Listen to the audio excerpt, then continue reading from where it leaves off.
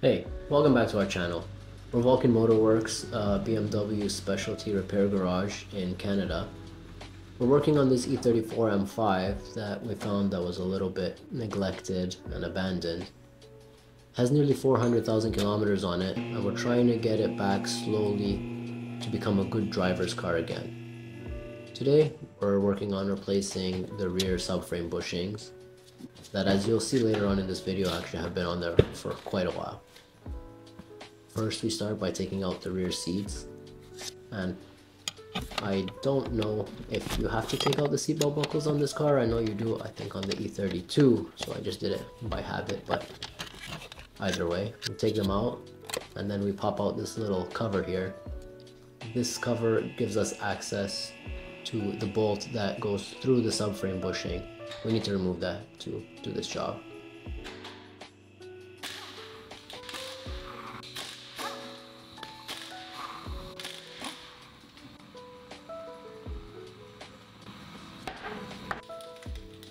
Next, we remove this bracket that goes between the body of the car and the subframe. It's two 13s and I believe a 21 or a 22 mil nut on the subframe side. It comes out and then we thread the bolt back on so we can punch out the main subframe bolt. We need to remove this to have access to do the job.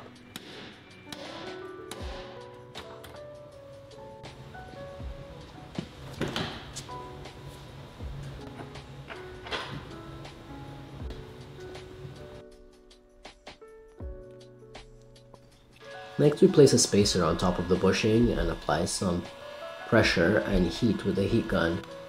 This will help the bushing to come out. It does take a while, so you have to be patient with this method, but I like it because it's least invasive and it doesn't damage the paint on the subframe. My heat gun actually died in the middle of this job. It was a really good tool, lasted me many years. So, a moment of silence for our fallen comrade.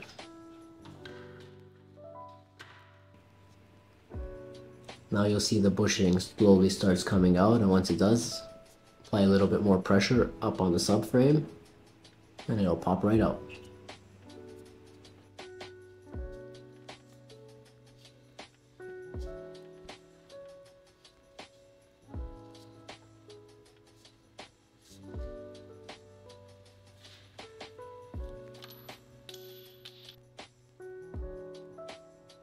Alright, so here's the old subframe bushing. We got it out. You can see here it's a little bit cracking and separating. Now, it's not the worst one I've seen, actually, believe it or not. I've seen them completely falling apart. But this one is from 1995, if you can see it there, which is a little bit crazy. It's 28 years old or something. Here's the new one. Looks much better. Has these little indentations. That's where it slides into the subframe. We'll put it in and it'll be good. Now, these rear subframe bushings are a pretty important part of the car. They're what hold the rear end together, basically. So it's always good to check them and make sure they're in good shape.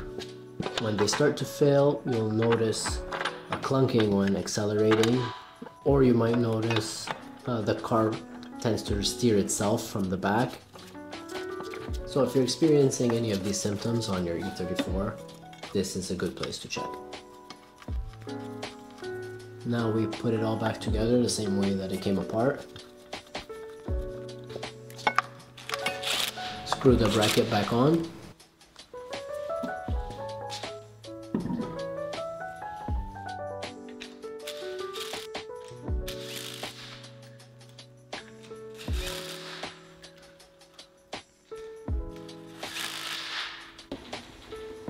Always remember to torque your wheels. It's the first thing I do whenever I put the wheel on.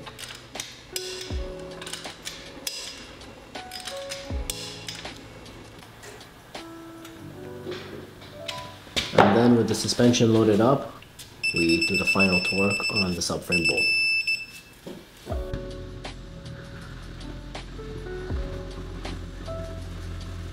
Now let's take this car for a test drive. But first, a quick stop at the gas station, because now that the car has a working second gas tank strap, we can finally put some more gas in there.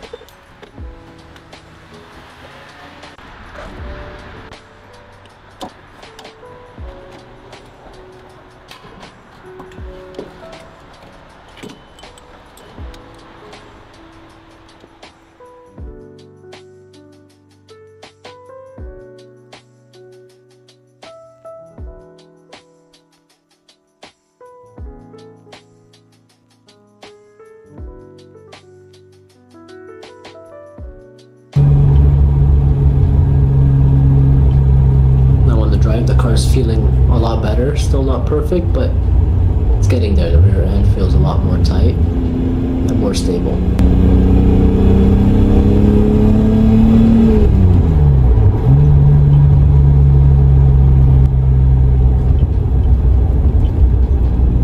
And man, this car is fun to drive.